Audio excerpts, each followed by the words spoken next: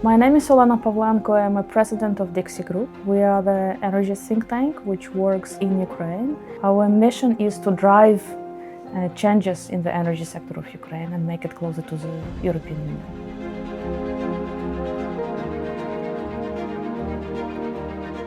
When Ukraine was a part of the Soviet Union, it was an industrial country and we had surplus of the electricity production. After the Soviet Union collapsed, we basically had this generation for ourselves. It helped us because it helped to do some business, to still do industrial development. But during the full-scale invasion, all this profit of electricity generation and also transmission actually led to the energy deficit. Now we need to import electricity from Europe to cover our basic needs. And the grids, also they suffered a lot. We lost more than 50% of our grids. It's either damaged or destroyed. The first lessons learned would be the importance of decentralized energy system, because Ukraine is heavily relied on a very centralized system, but it's a vulnerable place of our system. So lessons learned: if we further develop our electricity systems within the European Union, they should be smaller, they should be more equally located in all the regions, and they should be properly protected. The second lessons learned is the flexible generation is very important, because you need more electricity when it's colder or when it's too hot in the summer. For that, you have to have a generation which can ensure the peaks.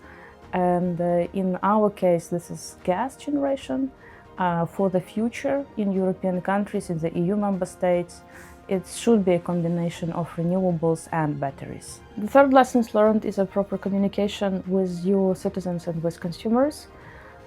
Russia is using disinformation campaign very widely. Simultaneously with attacks on generation and transmission and substation, it also sent messages through social media saying that it's not Russia who is the fault of reason of these outages. So basically, the very clear lessons learned for governments, for European Union: if something like this is happening, there should be very well prepared plan.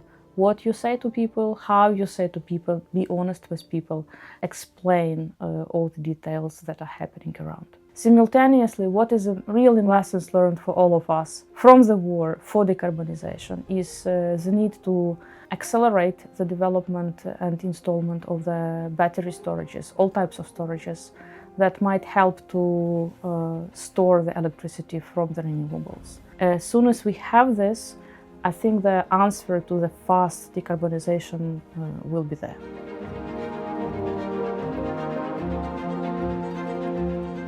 Both wars, the full-scale invasion in Ukraine and the war in the Middle East now, they have very similar lessons learned. You cannot rely on one source.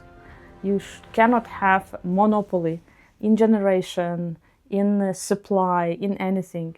Diversification of your energy generation and supply is a key for your energy security.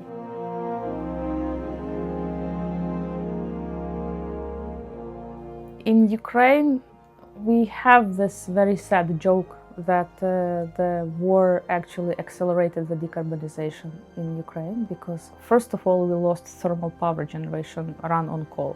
So now we have to replace it with something else. And we do have new projects run on renewables, wind generation, solar generation, and even batteries, which is good. But I have to say that gas is still something which Ukraine relies on in order to ensure flexible generation.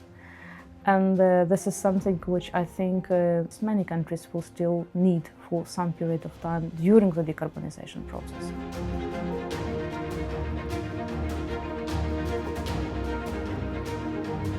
My main advice to Belgian producers and operators would be: first, look closer at the new technologies, and you already are doing that. You have a great project in Wallonia on geothermal for heating.